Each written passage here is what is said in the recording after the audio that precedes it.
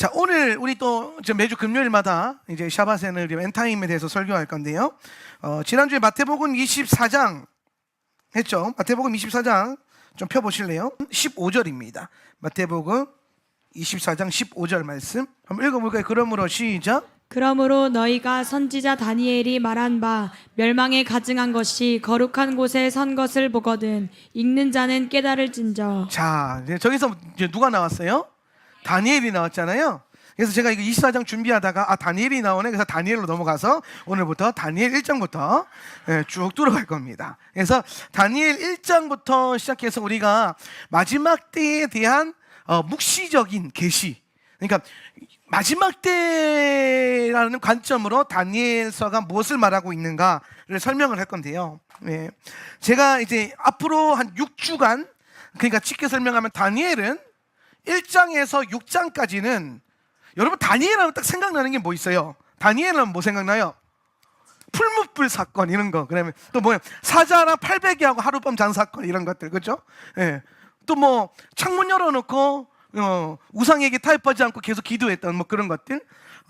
그래서 우리가 다니엘의 이야기라는 거 보면 좀 전설과 같은 믿음의 지조 있는 이야기가 많이 나오잖아요. 저도 이제 성경 읽을 때 다니엘의 그 믿음을 본받아라, 막 왕의 진미를 거절하고 막 믿음 갖고 풀무불에 기어 들어가서 7배나 더 뜨거운 그 불을 통과하는.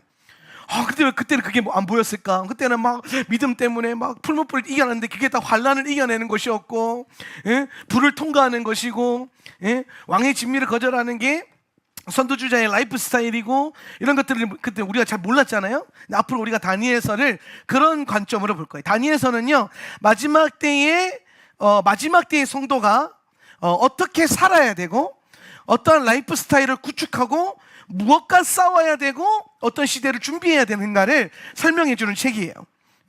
그래서 특별히 다니엘 1장부터 6장까지는 뭐에 대한 얘기를 하고 있냐면 마지막 때를 살아가는 선두주자 된 성도의 삶의 표징과 조건들에 대해서 나와요. 그러니까 우리가 포러너라고 하잖아요. 포러너. 먼저 달려가는 자들, 마지막 때에. 그리고 라스트 러너들. 근데 그 러너들의 삶이 다니엘 1장부터 6장까지 세밀하게 조명되고 있어요. 그 뒤에 나가면 마지막 때 일어나는 놀라운 일들에 대해서 증거하고 있고요. 그리고 다니엘 9장 가면 그 유명한 다니엘의 70일에라고 하는 아주 계시적인 주님의 예언이 있습니다. 그런 것들을 우리가 하나씩 꼼꼼하게 살펴보면서 마지막 때에 대한 더 깊은 메시지를 나누길 원합니다. 오늘부터 6주간은 다니엘서 1장부터 6장을 다루면서 마지막 때의 교회가 선두주자의 삶을 살아갈 때에 어떠한 영성을 가지고 살아가야 되는가에 대해서 다니엘서를 통해서 여러분이 배울 수 있기를 예수님의 이름으로 축원합니다. 이 가르침을 잘 받아야 돼요. 가르칠 때. 왜냐하면 제가 11년 동안 단독 목회를 하면서 느끼는 게 뭐였냐면 반복적으로 뭔가 가르칠 수 있는 사건이 잘 안 와요. 특히 선두주자 된 교회들은 금방 하나님께서 새로운 것들로 이게 그 새로운 파도 뉴 웨이브를 타게 하시기 때문에 계속해서 했던 거 또 하고 하는 게 아니라 새로운 걸 하고 새로운 걸 하거든요. 제가 뭐 다음에 요한계시록 시즌 2 한다고 했지만 그게 언제 할지 몰라요. 안 할 수도 있어요. 하다 보면 이제 다니엘서 할 거고, 다니엘 하면 또 다시 마태복음 24장 하다가 다시 이사야 가라 그러면 이사야 가면 66장까지 있잖아요. 그러면 66주가 필요하잖아요. 그럼 또 한 1년 까먹을 거고, 그리고 다시 마태복음 24장 가면은 또 뭐가 열려요? 요엘서 열릴 거예요. 그러면 요엘서도 막 계속 몇 주 동안 할 거고 막 그런 일들이 막 벌어질 거기 때문에 여러분이 다시 요한계시록을 배울 때까지 몇 년이 걸릴지는 알 수가 없습니다. 다만 제가 계속해서 이 성경을 배울 때에 우리가 그동안 배웠던 토라와 요한계시록과 아가서 이런 마지막 때에 연결되어 있는 수많은 말씀들을 계속 연결해서 마치 블럭 쌓기 하듯이 블럭을 막 연결해가지고 거대한 하나님 나라의 이 그림을 그리는 것처럼 우리가 이렇게 하나씩 말씀들을 쌓아갈 수 있기를 바랍니다. 젠가가 아니고요, 블럭 쌓기를 하셔야 돼요. 젠가는 위험하잖아요, 그렇죠? 젠가 같은 인생이 아니라 블럭 같은 인생, 딱 연결되고 조립되어지고 공급되어지는, 서로 연결되어지는 그런 은혜가 있기를 예수님의 이름으로 축원합니다. 그래서 성경을 보면요, 이 관점이 토라를 우리 하는 교회지만 모든 성경을 보면 다 마지막 때와 하나님 나라로 다 연결이 돼요. 66권 성경이 다 그렇습니다. 그렇게 보는 눈을 여러분이 익히셔야 돼요. 그리고 나중에 여러분도 때가 되면 그 말씀을 가르치는 자들이 되셔야 돼요. 그래서 꼭 여러분이 잘 배우시길 바랍니다. 자, 다니엘인데요. 자, 다니엘은요, 마지막 때와 아주 긴밀한 연결이 되어 있는 책이에요. 자, 다니엘이잖아요. 다니엘 이러면서 요 다니는 뭐냐면은 히브리어로 단을 의미하는 거예요. 단지파할 때 그 단. 단 요렇게 쓰는데요. 그러니까 뭐 다니엘이면 다니 뭐 엘 뭐 이런 식으로 되겠죠. 다니엘 정도는 그냥 딱 느낌을 쓰잖아요, 그죠? 단이라고 하는 게 다니엘 때 단을 말하는 단은 무슨 뜻이냐면요, 심판이라는 뜻이에요. 심판. 엘은 뭐예요? 성경에서 엘 나오면 뭐예요? 엘 하나님이라는 뜻이죠, 그죠? 하나님. 야 나오면 뭐라 그랬어요? 야훼 준말이라 그죠, 그죠? 야훼.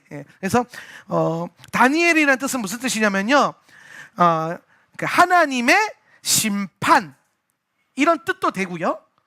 또 무슨 뜻이 있냐면은 나의 심판자는 하나님이시다 이런 뜻도 돼요. 두 가지 뜻이 있어요.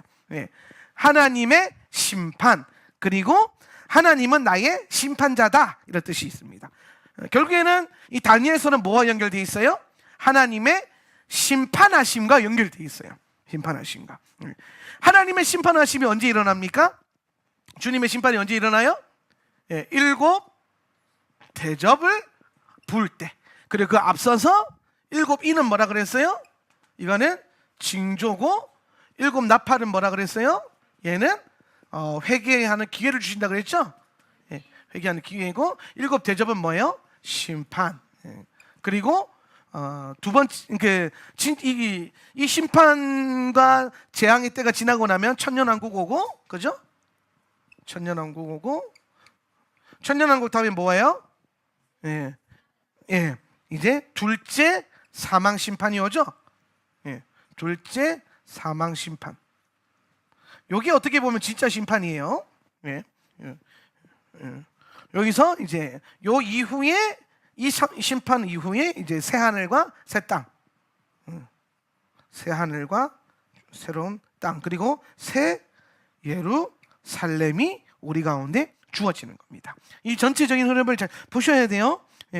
그래서 우리가 항상 성경을 볼 때에 여러 가지 징조, 특히 다니엘서에 보면은 3년 반 때 가운데 그 짐승이 가증한 것이 제상성전에 보거든 이라는 뜻이 거기도 다니엘서가 다 연결되어 있어요. 그래서 우리가 계시록을 제대로 이해하려면 다니엘을 좀 깊이 볼 필요가 있습니다. 그래서 우리가 앞으로 이 다니엘을 하나씩 뭐 한 장씩 뭐 다른 강해 설교단처럼 한 단어 뭐 이렇게 주제별로 꺾는 게 아니라 저는 여러분에게 마지막 때라고 하는 이 포커스를 가지고 다니엘서를 전체적으로 조명을 할 겁니다.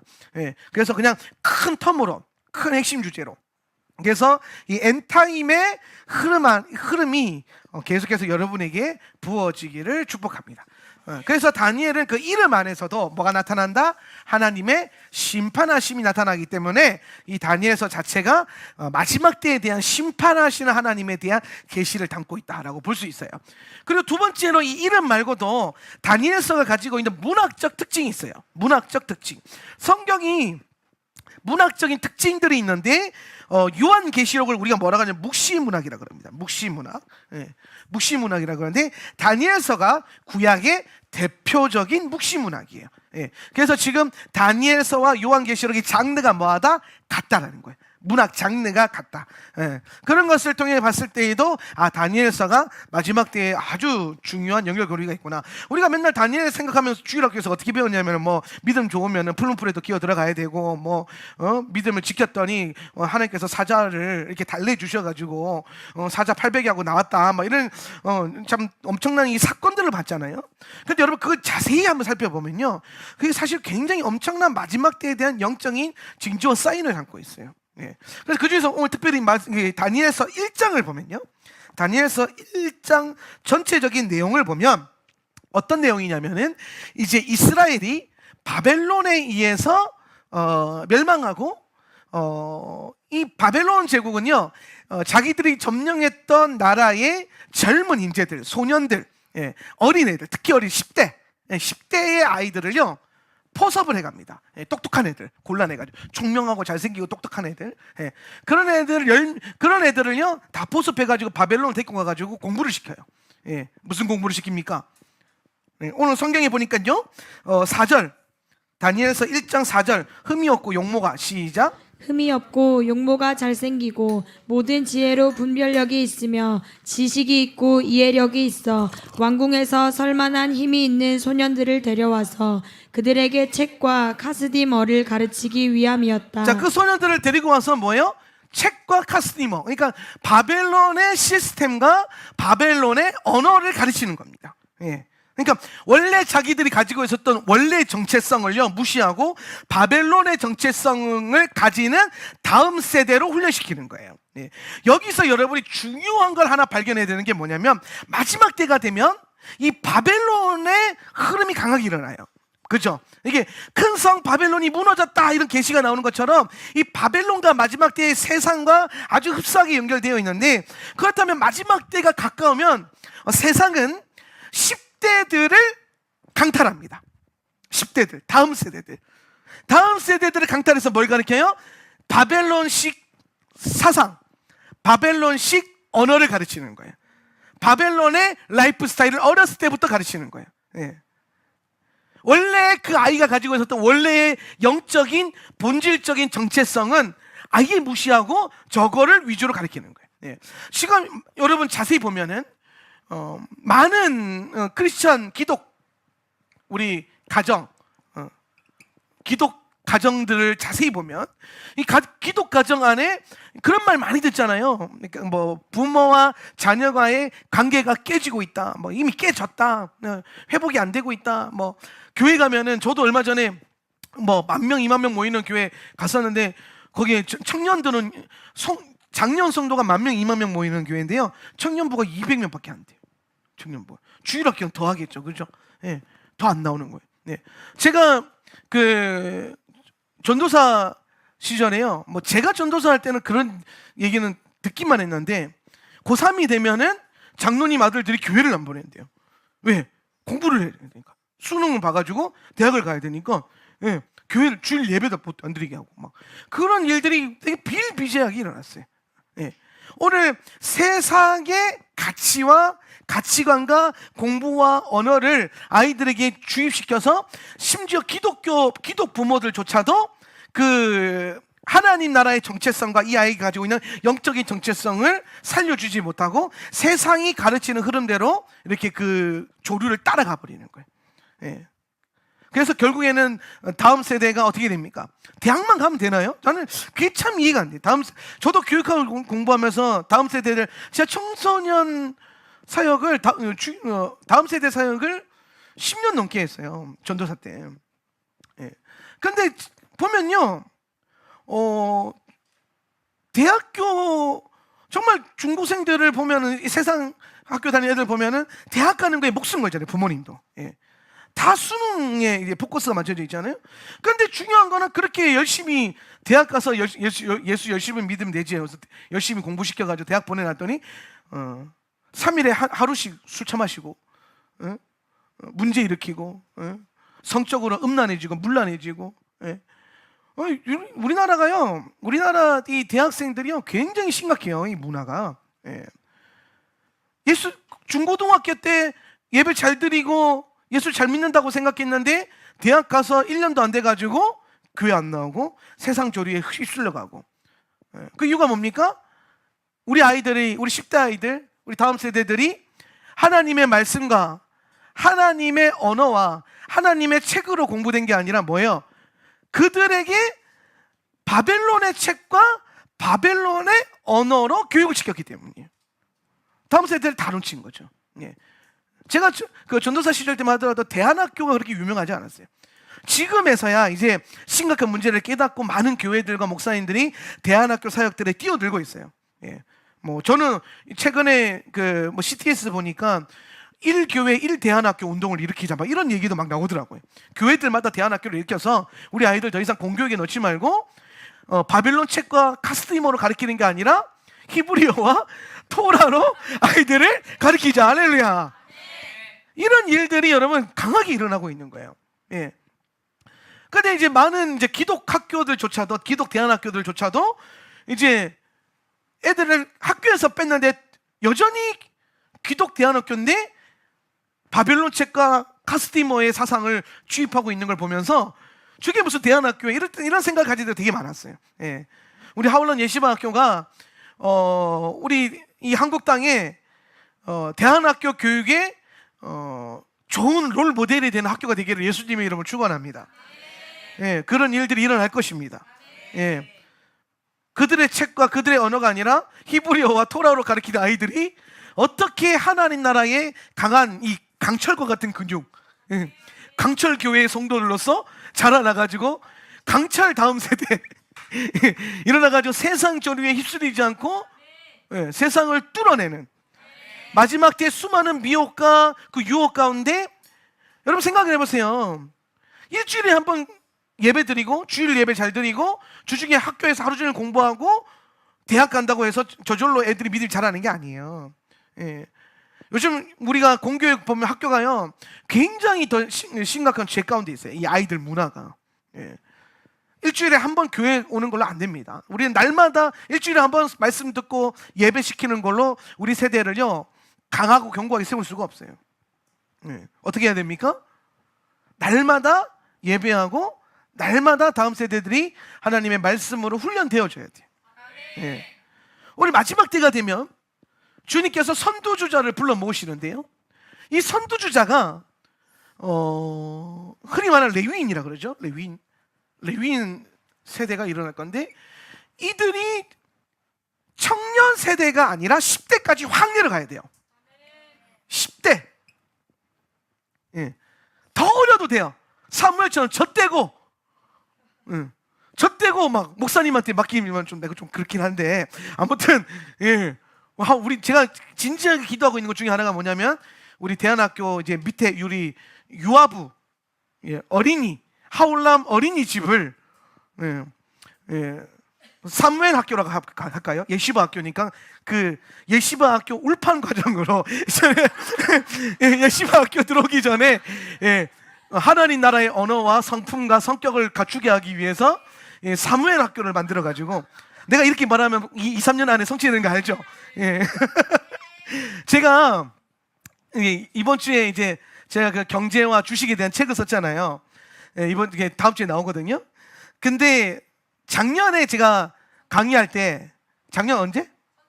선두주자 할 때. 작년 제가 선두주자 강의할 때요, 제가 이런 책을 쓸 것 같아요 라고 설교를 했대요. 강의를 했대요. 저는 지나갔는데 우리 전사님이 이제 작년들 강의를 쭉 훑어보는데 제가 그 얘기를 한 거 기억이 나는 거예요.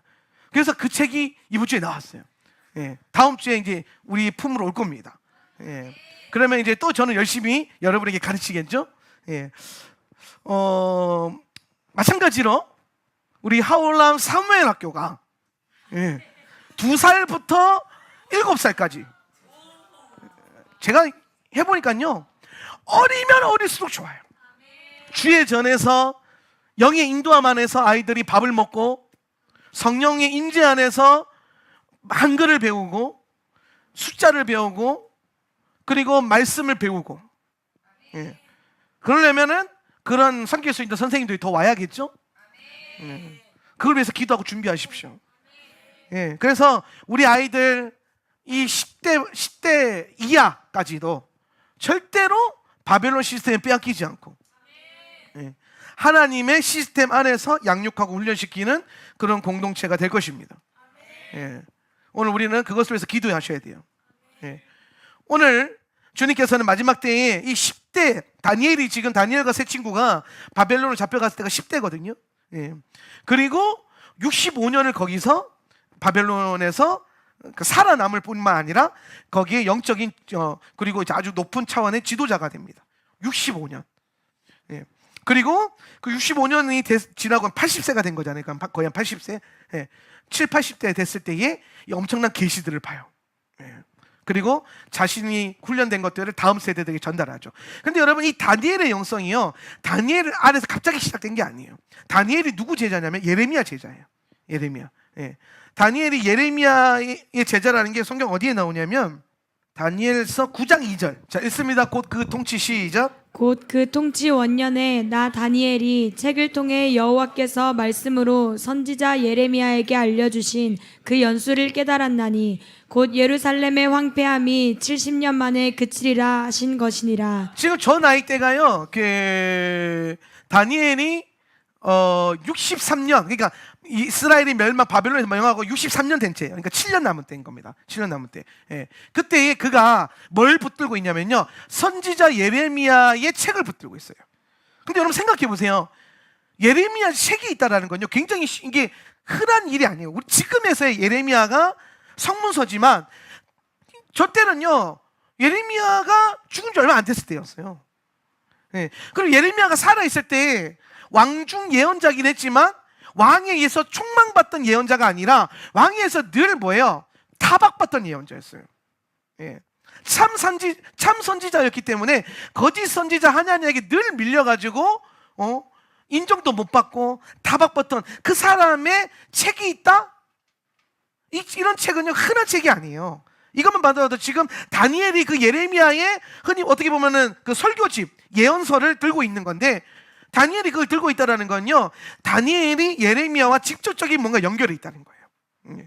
그래서 많은 분들이 저걸 보고 다니엘이 예레미야의 제자거나 혹은 영적인 제자거나 그 어떤 그 영적인 스승으로 모셨겠구나, 연결고리를 딱 찾는 거예요. 예. 근데 제가 볼 때 저 책이 갖고 있는 걸 봤을 때는 다니엘은 예레미야의 직속 제자로 봐도 무방합니다. 예. 그러니까 뭐야, 예레미야 안에 있었던 그 선지자적인 영이 이 10대인 다니엘에게 부어져 있었고, 그가 바벨론으로 팔려갔지만 그 안에서도 그 예레미야로부터 주어진, 예레미야 목사님으로부터 그 목사님으로부터 주어진 그 말씀과 선지자적인 영성이 오늘 바벨론의 63년을 뚫어내게 하는, 예. 이게 조기교육의 효과라니까요. 조기교육. 다니엘이 건너올 때가 10대인데 그러면 이미 그 이전부터 이 말씀과 토라를, 이 경건한 영성을 예레미야로부터 다 전수받은 거예요. 예. 굉장히 아마 다니엘은 선지동산 출신일지도 몰라요. 그래서 선견자적으로 이렇게 예언을 할 수도 있어요. 예. 사실 다니엘이 예언자냐? 예언자죠. 엄청난 예언자죠, 사실은. 엄청난 예언자적인 직분으로 사역을 한 건 아니지만은 평신도 선지자 중에 이만한 선지자가 없어요. 예, 평신도로 보기도 힘들 정도로 어마무시한 선지자잖아요. 예. 근데 그 영성이 어디서 보더냐? 어렸을 때부터 예레미야로부터 전수된 믿음이라는 거예요.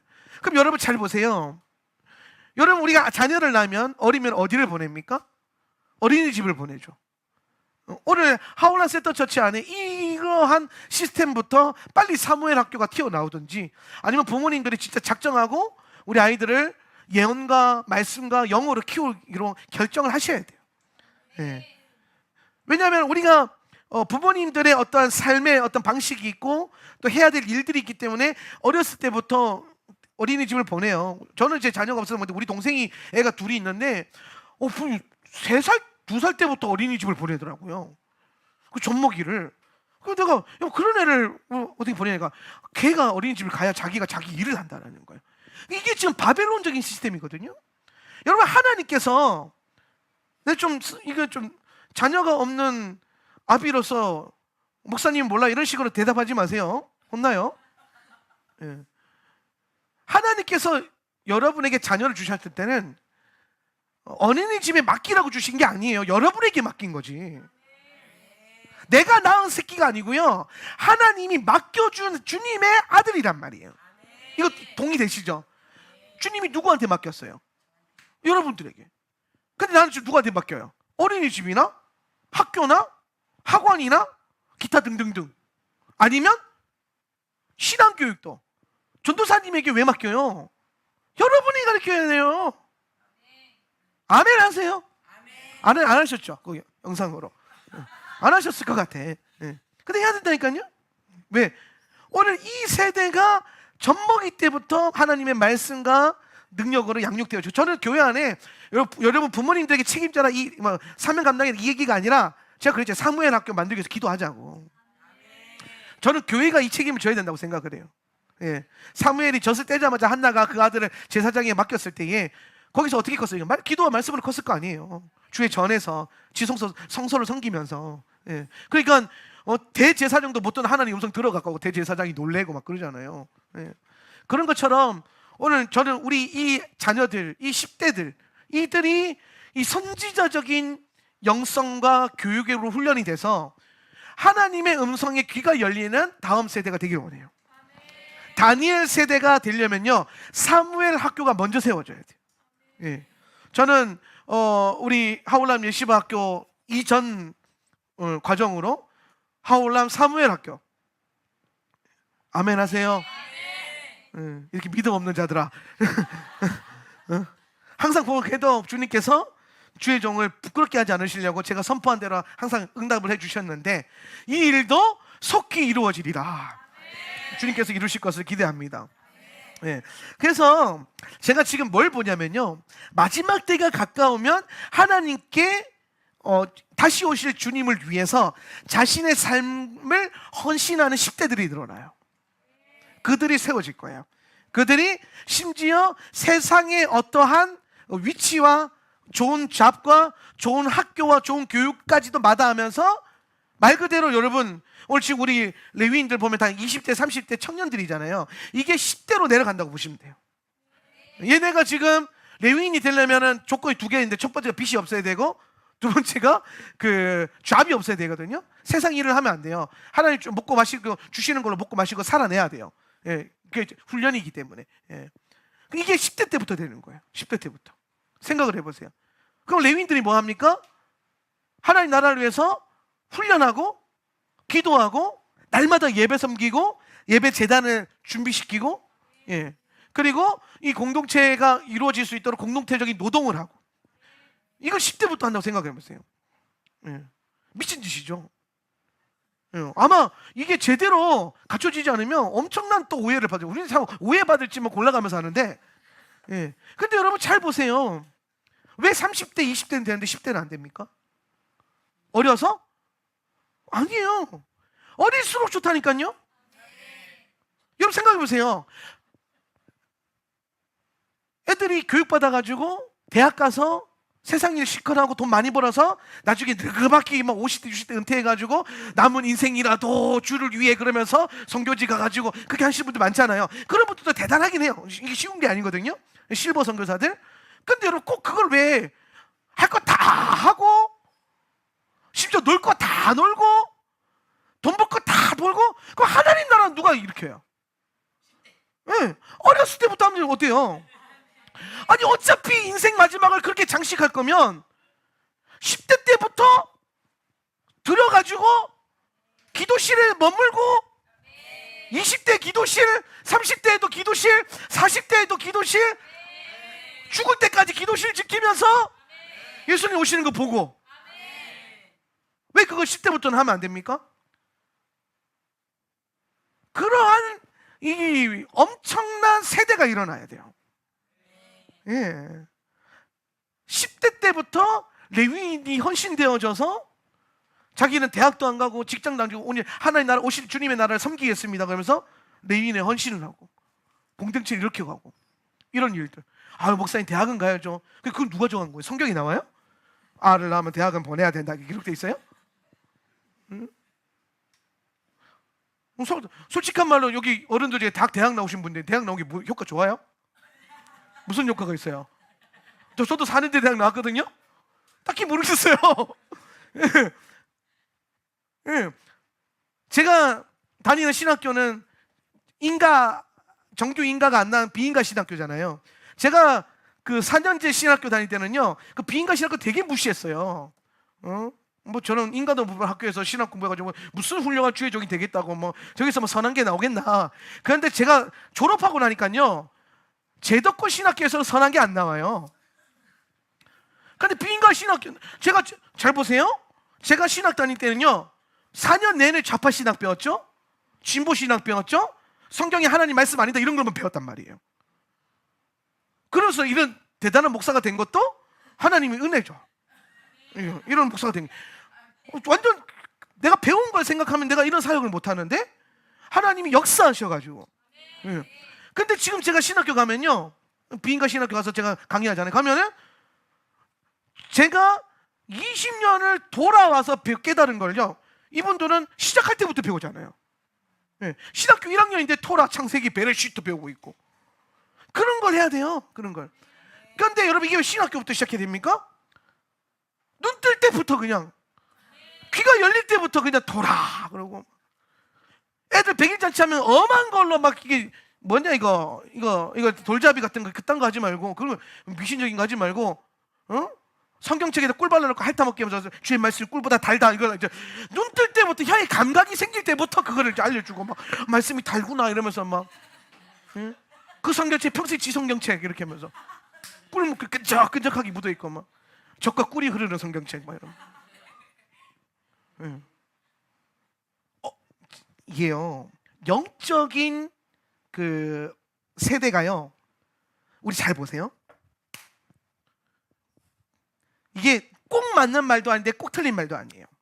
우리나라가 부흥이라는 엄청난 이 그 은혜를 받은 나라잖아요. 그런데 우리나라가 부흥을 체험할 때는요, 어느 세대의 기도로 부흥을 뚫어냈냐면, 아비를 넘어서서 권사님, 장로님 세대들의 기도. 그러니까 3, 40대 이런 그 열심히 있는 집사님들은요, 그 당시 기도 안 했어요. 누가 기도를 주로 했냐면, 일 안 하시고 은퇴하신 장로님, 권사님 이런 분들이 날마다 새벽 예배 나가서 기도하고, 나가서 전도하고, 기도해, 그분들의 기도의 영성으로 부흥이 터졌거든요. 근데 이 영성이요, 그 다음에는 이게 3, 40대 중년층을 내려오고, 그 다음에 한창 때 뭐예요? 청년 세대를 일으키자 내려오고, 청년들의 기도, 그 다음에 뭐예요? 이제 다음 세대 기도까지 왔어요. 다음 세대 이제. 근데 우리는 더 밑에까지, 눈 뜰 때부터 시편 말씀에 보니까 젖먹이의 입에 원수를 잠잠케 하는 능력을 주셨다는. 그럼 그 아기가 하울람 센터처치에서 출산되어진 아기는 그 울음소리가 예언적 선포가 되고, 그의 그 옹알이가 방언이 되어지고, 이런 역사가 왜 안 일어나고 성경에 기록되어 있는데 왜 안 일어나요?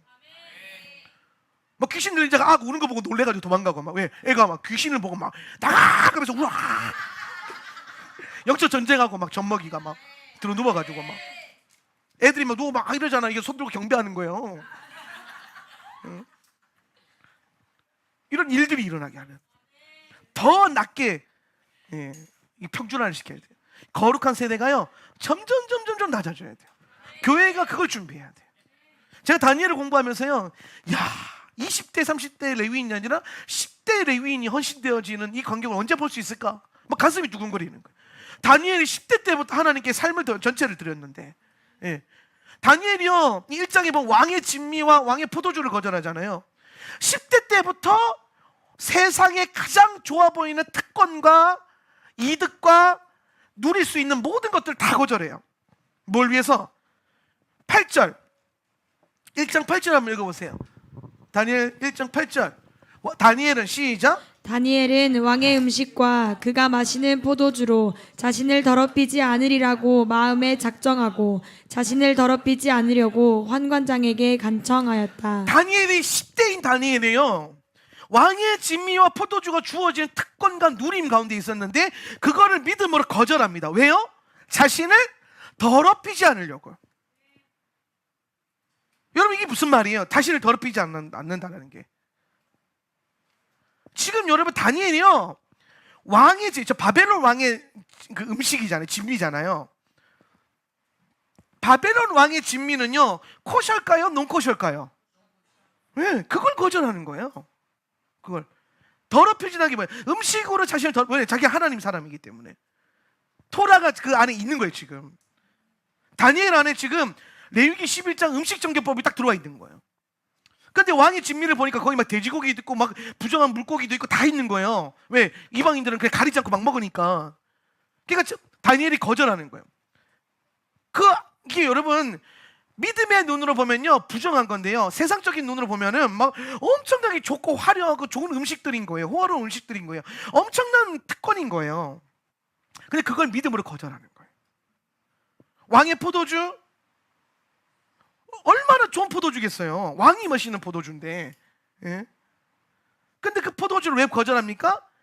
바벨론의 모든 술들은요, 특히 왕이 마시는 술은요, 제사장이 바벨론 신께 한번 흔들어 가지고 줘요. 예.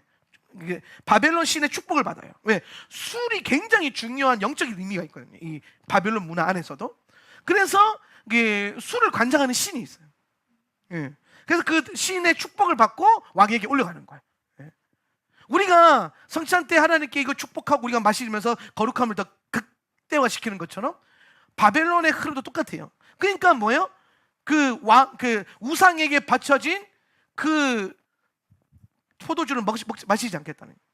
근데 이게 우리의 눈으로, 영적인 눈으로 보면은 우상에게 바쳐진 거지만 세상적인 눈으로 보면 최고 특등급 막 병 하나에 막 1억씩 가는 뭐 그런 뭐 백년산 막 뭐 무슨 어디 프랑스에 나오는 무슨 와인 뭐 샤브르똥 뭐 이런 그런 게 있잖아요. 뭐 샤똥 뭐 이러면서 뭐 샤또 뭐 이러면서 뭐 그런 엄청난 와인보다 더 좋은 와인일 거 아니에요. 왕이 먹는 건데. 근데 그런 엄청난 특권을요 거절하는 거예요. 보세요, 여러분 잘 보세요. 다니엘이요 못 누려서가 아니라 다니엘이 가질 수 있는데 가지지 않고요, 마실 수 있는데 마시지 않고요, 누릴 수 있는데 누리지 않는 겁니다. 뭘 위해서? 자신을 그 세상의 가치와 그 흐름으로 더럽히지 않기 위해서. 어렸을 때부터 이 저항감이 나오는 거예요. 예. 그래서 다니엘이 이 마지막 때에 그의 삶의 가장 중심에 뭘 세우냐면 금식이라고 하는 독특한 라이프 스타일을 세워요. 금식. 다니엘은요 금식의 사람이에요.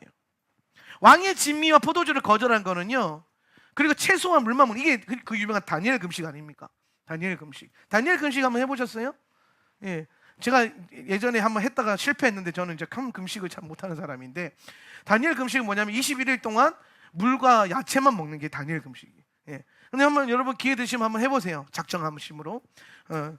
근데 우리가 여기서 뭘 봐야 되냐면, 다니엘이 자신의 영을 더럽히지 않기 위해서 먹을 수 있으나 먹지 않았고, 누릴 수 있으나 누리지 않고 금했다라는 거예요. 금식을 했다는 거예요. 이게 요때만 있었던 게 아니고요, 계속 있었어요. 다니엘서 6장 한번 가보세요. 6장 왕이 시작. 왕이 궁에 돌아가서는 밤이 새도록 금식하고 그 앞에 오락을 그치고 잠자기를 마다하니라. 그리고 여러분 이사야 58장 3절 우리가 금식하되 시작. 금식하되 어찌하여 주께서 보지 아니하시오며 우리가 마음을 괴롭게 하되 어찌하여 주께서 알아주지 아니하시나이까. 보라, 너희가 금식하는 날에 오락을 구하며 온갖 일을 시키는도다. 그러니까 여러분 성경에 보면 특히 다니엘서를 중심으로 해서 다니엘의 이 삶의 라이프 스타일이 중심에 뭐가 세워지냐면요, 금식이라고 하는 독특한 라이프 스타일이 딱 세워지면서 또 다니엘 기도회 이런 거 있잖아요, 그렇죠? 예. 그때도 금식하면서 기도하거든요. 예. 그러니까 다니엘 항상 영적인 어떤 막힘이나 어떤 돌파나 그리고 하나님 앞에서 나아갈 때에 그 삶 중심에 금식이라고 하는 영성 훈련을 견고하게 세웁니다. 예. 금식이라는 것은 뭘 말하는 거냐면요, 금식은, 잘 들으세요, 성경적인 금식은 영적인 목적을 위해서 음식을 멀리하는 거예요. 영적인 목적을 위해서. 그냥 시간 없어서 밥 안 먹는 게 금식이 아니에요. 예. 살 빼려고 밥 안 먹는 게 금식이 아닙니다. 그런 건 금식이라고 하는 거예요. 금식. 예. 금식은 뭐예요? 내가 영적인 목적을 위해서 내가 먹을 수 있는 음식을 거절하고 금하는 거예요. 이게 음식 자체를 거절할 수도 있고 음식의 종류와 양을 거절할 수도 있어요. 예. 그래서 우리가 뭐 예를 들어서 다니엘 금식은 고기나 이런 쌀이나 밥을 먹지 않고 야채와 물만 먹는 뭐 그런 금식으로 하기도 하고, 어떤 분은 뭐 주스만 마시면서 금식하기도 하고, 어떤 분은 물만 마시면서도 금식하죠. 예. 그리고 또 금식이 그것만 있는 게 아니죠. 어떤 금식이 있습니까? 오늘 본문에 나오는 것처럼 이 이사야 58장에 아주 중요한 게 너희가 금식하는 날에 오락을 구하며 온갖 일을 시킨다. 예. 금식은 뭐예요? 영적인 누림을요. 영적인 누림. 내가 음식을 먹고 마시고 하는 그 모든 시간들조차도 다 거절하고 하나님을 누리는 시간을 늘려가는 겁니다. 예. 하나님을 더 받아들이는 거예요. 예. 오늘 그런데 금식하는 시간에, 금식하는 날에 온갖 오락을 구하고 온갖 일을 해요. 일에 몰두해요. 금식 자체에 금식을 통해서 하나님 앞에 머무르는 게 아니라. 근데 그럴 수밖에 없는 게 여러분 금식하다 보면요 계속 하나님 앞에서 기도하다 보면 배고픈 게 더 증가가 되잖아요. 금식 해보시면 그죠? 예. 근데 뭔가 일하다 보면 그 시간이 훅 지나가잖아요. 그래서 뭐 다른 일을 많이 하게 되잖아요. 막 금식할 때 막 일도 하고 뭐 배고픔을 잊기 위해서 다른 뭔가를 하고. 근데 그걸 하지 말라는 겁니다. 예. 금식을 위해서 금식하는 시간에 일과 오락거리를 해서 그 시간을 지나가려는 게 중요한 게 아니라 그 시간을 하나님께 드리고 하나님을 마주하는 게 중요하다는 거예요. 예. 오늘 금식은 육신을 쳐서 복종케 하는 것인데 이 말인즉슨 금식을 통해서 우리는 육을 복종시키고 영을 살려낼 수 있다는 거죠. 그래서 금식을 하게 되면서 우리 안에 마음이 부드러워지고 영이 부드러워지는 것을 경험하게 되는 거예요. 예. 그래서 오늘 여러분의 삶 가운데 금식의 영성을 잘 넣어주시기를 바랍니다. 예. 그래서 우리 성도님들 신부의 금식이라고 그러는데 적어도 일주일에 하루 정도 너무 안 되면은 적어도 끼니라도 결정하셔서 예. 시간을 정해서 그 시간을 하나님께 드리기 위해서 금식하는 영성을 세워가십시오. 예. 그리고 레위인들은 다음 주부터 적어도 한 주에 하루 이상 반드시 신부의 금식을 결정하셔가지고 순종하시기를 축복합니다. 신부의 금식을 결정을 하세요. 원래 이전에 우리가 그 레위인 훈련 초창기, 지금 말고 우리 코어들 훈련할 때는요 금식 다 했었어요. 주 2회 이상 금식한다 그게 있었죠. 그죠? 항목에 주 2회 이상 이게 하여튼 뭐 금식했었어요. 근데 지금 우리 훈련생들은 금식 안 했죠? 금식했어요? 안 했죠? 하세요. 하셔야 돼요. 그리고 코어들도 하시고 레위인들도 하시고 우리 레위인 자녀들도 하시고 새끼 레위인들도 너도 하셔야 되고요. 예, 너는 한 끼라도 꼭 하세요. 알겠죠? 네. 그래서 여러분이 시간을 정해서 하루 이상 꼭 금식하시면서 여러분이 이 다니엘의 영성을 배워가시기를 바랍니다. 다니엘이 왕의 것을 사실 이게 왕의 것이기보다는 정말 좋은 것들이 다니엘에게 다 주어진 건데 그거를 하나님 나라를 위해서 자기의 영을 위해서 거절하고 누리지 않은 거예요.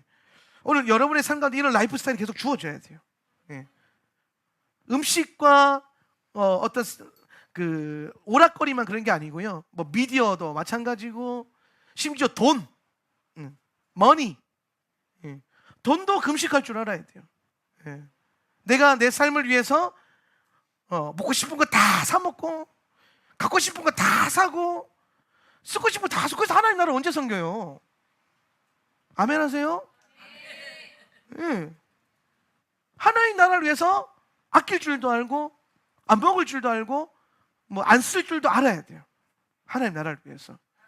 그래서 우리 삶에 이런 하나님 나라를 위해서 내가 해도 되는 거예요. 누가 여러분 돈 쓸 때 누가 와서 뭐라 그래요? 내 돈 내가 쓸 때 누가 뭐라 그죠? 근데 하나님 나라를 위해서 적게 써보기도 하는 거예요. 많이 한 달에 통닭 여러 마리 먹을 수 있는데 한두 마리로 제한도 해보고 막 그러면서 제한을 해보는 거예요. 오늘 우리가 하나님을 더 누리기 위해서 그 시간을 확보하기 위해서 이것들이 여러분 안에 삶의 중심에 금식하는 영성이 삶의 중심에 세워지길 바랍니다. 금식에 대해서 좀 더 깊게 여러분이 배우시려면 젠센 플랭클린 목사님이 쓰신 성령으로 배부른 금식이라든지 우리 마이크 비클 목사님이 쓰신 금식이 주는 축복 이런 책을 꼭 한번 읽어보시고 여러분 안에 이 금식의 영성을 좀 세워가시길 바랍니다. 이런 말 하고 있는 저도 제가 원망스러워요. 저는 항상 말하지만 제가 우리 교회 목회하면서 금식 선포 많이 하잖아요. 그러니까 내가 늘 후회하거든요. 왜냐면 금식 참 못해요. 저도. 그런데 1년에 한 번씩 꼭 하는 금식이 있죠. 용키푸르 금식을 꼭 하셔야 되고 용키푸르는 또 절기의 기름 부음이 있어가지고 금식이 별로 힘들지도 않고 잘 지나가요. 안 그렇습니까? 근데 이제는 우리가 금식이 우리 삶의 중심 훈련으로 좀 세워질 수 있기를 바랍니다. 이런 걸 볼 때 잘 보세요. 마지막 때가 되면 온갖 바벨론으로부터 오는 것들을 우리가 누리게 하는 것에 대한 미혹이 와요. 미혹. 바벨론은요 다 있어요. 모든 걸 우리가 다 할 수 있어요. 그런데 이 바벨론 시스템을 우리가 꺾으려면 내 안에 바벨론으로부터 주어진 것들이 있습니다. 그런데 이거를 나를 위해서 누리지 않고 쓰지 않고 하나님 나라를 위해서 드려질 수 있는 그러한 금식. 이 금식이라는 건 단순히 음식에 대한 문제만은 아닌 거예요. 이게 영성입니다. 영성. 음식을 거절하고 내 시간의 오락거리와 세속적인 즐거움을 거절하고 내 돈의 그 어떤 지출이 절제되어지고 거절되어지고 이 다양한 모습들. 세상은 점점 뭐예요? 네가 하고 싶은 대로 자유롭게 마음껏 누려라 이러잖아요. 요즘에 파이어족이라는 게 있어요. 파이어족이라는 거 아세요? 이게 요즘 신조어인데 영어로 이렇게 풀어놓으면 이게 무슨 뜻이냐면 20, 30대의 나이에 빠르게 재정적인 경제적 자유를 이룬 사람들을 파이어족이라고 그래요. 20, 30대인데 자산을 20억, 30억을 투자를 해가지고 모아가지고 경제적 자유, 뭐냐면 평생 일 안 하고 먹고 살 수 있는 그 시스템을 마련한 거예요. 근데 우리나라에 이런 파이어족이 꽤 돼요. 그 사람들도 책을 쓰고 막 그래요. 그러면서 이 사람들 뭐 합니까? 돈 걱정 안 하고 지 하고 싶은 대로 사는 거예요. 여행 다니고 싶으면 여행 다니고 자기 하고 싶은 일 하고. 근데 이게 그러면서 그게 사람들한테 막 이 노동의 시스템에 갇혀 있는 사람들한테 막 선망적으로 막 보여지면서 뭐 사람들한테 막 잘못된 투자 관점을 가르치고 막 그러거든요.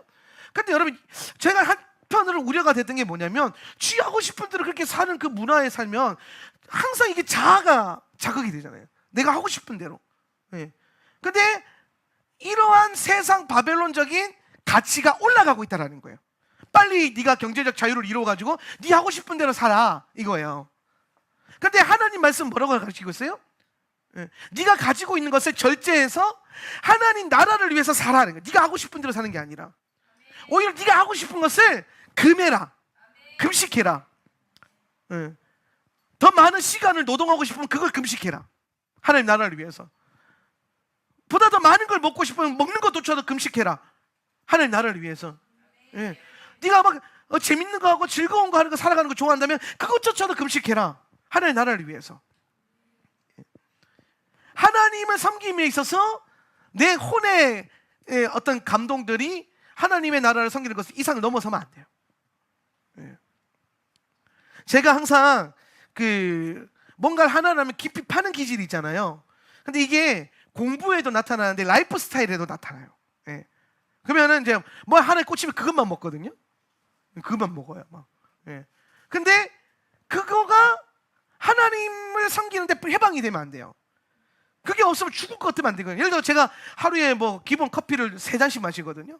매일 많이 마시잖아요. 근데 제가 1년에 한두 번씩 꼭 하는 게 있어요. 그게 뭐냐면 10일, 15일 이상 커피 안 마시기 이런 거. 그래서 안 마셔보는 거예요. 근데 안 마셨는데 커피가 막 미친 듯이 땡긴다. 그러면 심각한 문제가 있는 거예요. 그걸로 항상 자기 점검을 하거든요. 내가 뭘 하는 게 있어요. 뭐 낚시 좋아하잖아요. 낚시 좋아하는데 낚시 엄청 가고 싶은데 어느 날 한 달이고 2달이고 낚시 안 가보는 거예요. 일부러 뜻을 정해서. 그랬을 때 내가 낚시 가고 싶어서 미치겠다 막 그러면서 그러면은 문제가 생기는 거예요. 내가 하고 싶은 게 하나님 나라를 위해서 내 스스로가 통제가 돼야 돼요. 절제가 돼야 돼요. 그게 영적인 삶이에요. 근데 그게 안 되면 혼적인 거예요. 먹고 싶은 거 꼭 먹어야 된다? 안 먹어볼 수도 있어야 돼요. 제가 먹고 싶은 거를 좋아하잖아요. 먹는 거 좋아하잖아요. 근데 어느 날은요, 제가 그런 뜻을 정해요. 내가 앞으로 2주는 주어진 것만 먹어야지. 먹고 싶은 거 찾지 않아야 되지. 그래서 먹어요. 그냥 주어진 것만 먹어요. 밥을 막 예전에는 많이 먹다가 내가 이제는 한 공기만 먹어봐야지. 뜻을 정해보는 거예요. 무슨 영역이든. 왜? 내가 내 영이 내 삶을 컨트롤해야 되는데 내 육신의 어떤 그 결핍과 필요가 내 삶을 끌고 가면 안 돼요. 왜 제가 레위인들한테 잡을 못 가지게 할까요? 하나님 나라를 위해서 끌려다녀야 되는데 내가 돈이 필요하다고 해서 돈 버는 거에 내 삶을 끌려가게 하는 삶을 살지 말라고 그 훈련을 시키는 거예요. 주어진 것에 있으면 있는 대로, 없으면 없는 대로. 예. 오늘 사도 바울이 말하는 것처럼 자기가 궁핍함에도 처해보고 부요함에도 처해봐서 그것에 대한 뭐 일체에 자족하는 비결, 스스로 그것에 대해서 만족할 수 있는 비결을 찾는 겁니다. 예. 많이 매이지 않고 빠지지 않는 것. 계속해서 뜻을, 그러니까 다니엘이요 뜻을 정해서 왕의 진미를 거절하잖아요. 오늘 여러분 삶 가운데 금식이 센터로 세워지려면 단순히 일주일에 한번 밥 굶는 걸로 금식이 됐다고 생각하면 안 돼요. 우리 레위인들은 그게 영성으로 삶에 흘러 들어가야 된다니까요. 절제가 되는지, 내가 컨트롤이 되는지, 내가 정한 영적인 뜻에 의해서 컨트롤이 되어지는지, 이걸 봐야 돼요. 저는 제 삶 가운데 정말 몇 번씩 이것들을 해요. 계속해서. 네. 그래서 꼭 점검을 해봐요. 내가 특히나 너무 좋아하는 것들, 너무 빠지면 안 돼요. 저는 기질 자체가 깊게 빠지는 사람이기 때문에 그렇게 되면 안 돼요. 예. 과감하게 떨쳐보는 거예요. 그리고 뜻을 정하는 거. 하나님 나라를 위해서는요, 내가 하고 싶은 거, 누리고 싶은 거, 할 수 있는 것까지도 다 버릴 수도 있어야 돼요. 예. 우리 레인들 보면요, 지금 레인 때로 나가면요, 세상 나가서 일하면요, 훨씬 더 많은 돈 벌고 잘 나가고, 소위 말하면 잘 나가고 좋은 직장 들어가서 다 할 수 있어요. 근데 할 수 있는 건데 그걸 거절하고 하나님을 섬기기 위해서 헌신하는 거죠. 예. 시간을 들이는 거예요. 그게 뭐예요? 금식의 영성이에요.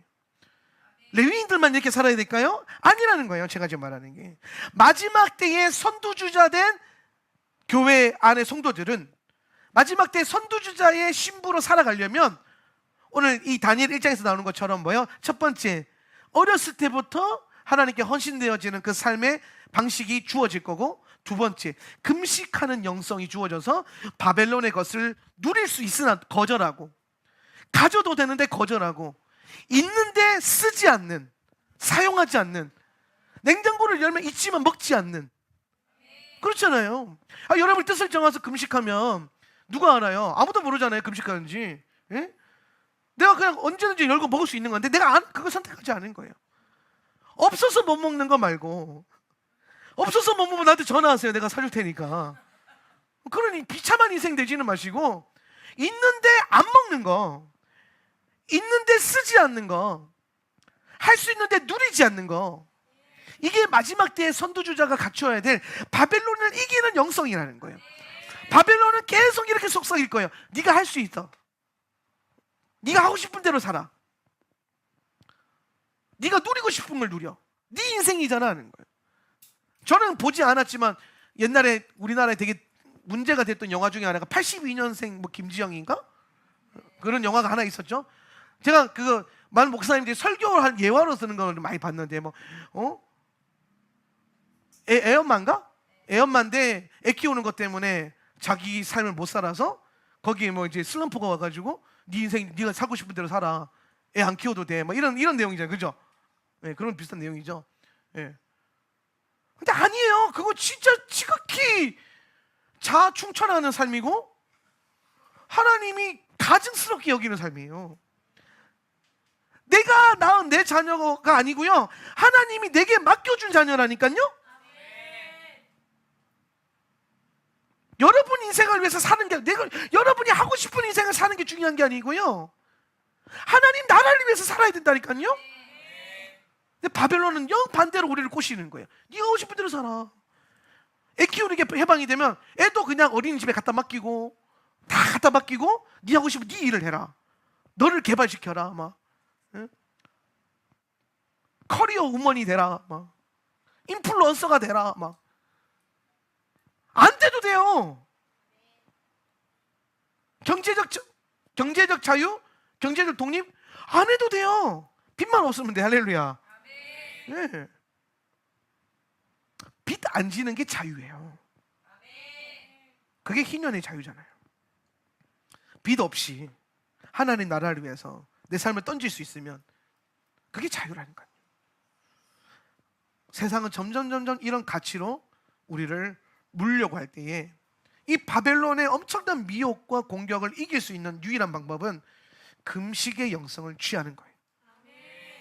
사랑하는 성도 여러분, 다니엘의 금식은 단순히 정결 예식을 위해서 음식을 거절한 수준이 아닌 거예요. 이 깊게 들어가면 그가 마땅히 누려도 되고 가질 수 있고 주어진 것인데, 이거를 나를 위해서 쓰지 않고 내가 먹고 싶은 걸 위해서 먹지 않고 내가 누리기 위해서 누리는 게 아니라 하나님 나라를 위해서 거절하고 금하고 사용하지 않는 금식의 영성을 장착한 선두주자였다라는 거죠. 마지막 때에 이런 일들이 일어날 거예요. 바벨론의 엄청난 미혹 가운데 그걸 뚫어낼 수 있는 교회는 금식으로 영성이 탁월하게 된, 단순히 음식만을 말하는 건 아닙니다. 금식에 영이 주어져 있는 그런 성도가 바벨론의 엄청난 미혹을 뚫어낼 수 있습니다. 그래서 오늘 우리가 마지막 때에 다니엘서 1장을 통해서 배워야 될 선두주자의 두 가지 특징. 첫 번째, 더 어려질 것이다. 더 이게 낮아질 것이다. 주님이 쓰시는 세대가. 사무엘 학교. 오늘 이것을 우리의 믿음으로 취하십시오. 예. 그래서 정말 진짜 눈 뜰 때부터 주의 영광을 보고 소리를 낼 수 있을 때부터 원수를 다스리고 누워서 아둥바둥하는 게 주의 경배가 되고, 걔네는 기본적으로 시작화가 돼 있잖아요. 엎드려 있으니까 애들이 죽어 있죠. 자아가 죽어 있잖아요. 애들 다. 사무엘과 같이 키우고 예시학교 잡아넣어가지고 다니엘처럼 키우고, 그래서 세상에 내 보냈을 때에 금식의 영성을 장착해서 세상을 뚫어낼 수 있는 그런 인재들로 세워갈 수 있도록, 하나님 나라의 인재.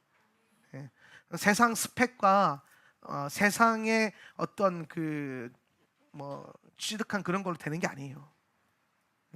좋은 졸업장, 자격증, 수많은 이력서에 끄어지는 어떤 스펙들로 이 아이들이 견고하게 산다, 자랑되어진다, 말도 안 되는 소리죠.